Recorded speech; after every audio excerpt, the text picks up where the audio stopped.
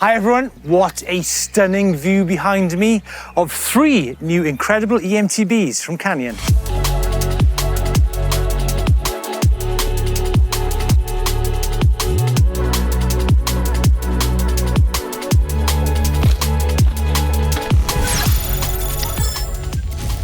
In the range, there is an update of the Grand Canyon 120mm hardtail adventure bike, an all-new enduro bike in the Strive 160, and a rework of the very popular gravity-based Torque 170-180.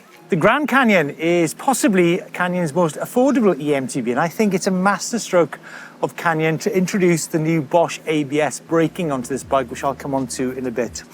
This bike is super versatile and incredibly capable, and it might be possibly the bike that will introduce you to a whole new world of adventures.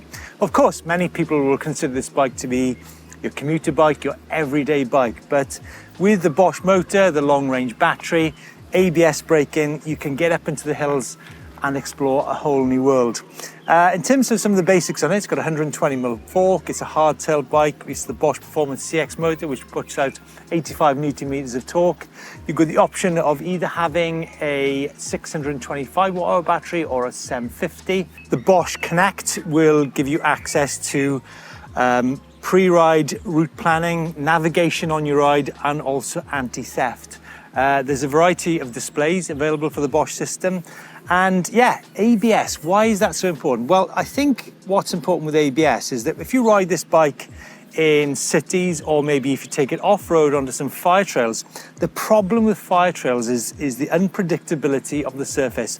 A lot of the time it's loose stone, so if it's your first sort of an adventure into the mountains, then ABS gives you peace of mind and comfort that that front wheel isn't going to break traction and have you down in the dirt. A few practical things, we've got a seat dropper on the bike, and there's the option for racks, mud guards, and also a kickstand on this bike.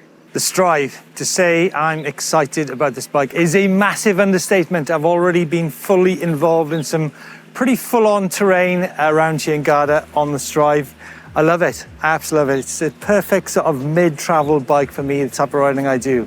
But look, not just about me, it's about who this bike is for and what it can do. This bike really does have racing in its blood. Remember, the original mountain bike version of the Strive took its debut about 5 hours south of here on the slopes of Punta Ala, the first ever Enduro World Series race. That was a prototype bike which was taken to victory by Fabien Barel, like I said, the first ever EWS-E. But this bike, I think, is a lot more bike. It can go to a lot more places, a lot more technical places. This could even be the bike that sees the great man return to racing, although I've seen on his Instagram that he says that, oh, maybe I'll go to racing for a bit of fun. I don't believe that for one moment. But look, let's face it, fun. EMTBs is about fun for most people, and this mid-travel bike is, I believe, in the sweet spot. It's pretty close to the Spectral, but of course this bike now has the Bosch motor. There's 3 models in the range. There's the Limited, there's the CF, and I love the name of the third bike, the Strive CF Underdog. What a great name for a bike. So yeah, the difference between this and the Spectral, obviously they're close in travel, you know, 150, 160. Bosch CX, Performance CX motor, or the option to have that top-end bike with the Bosch Performance CX Race Limited Edition motor. The CX Race Limited Edition motor is great for people who are in a rush. It's great for racers. It's also a perfect motor if you're into climbing super technical terrain. It just gives you that little bit of edge, a little bit of overrun to get you up the steps and give you a bit of a breather in some potentially long technical climbing. Okay, the details, 29, 27.5, 160mm travel.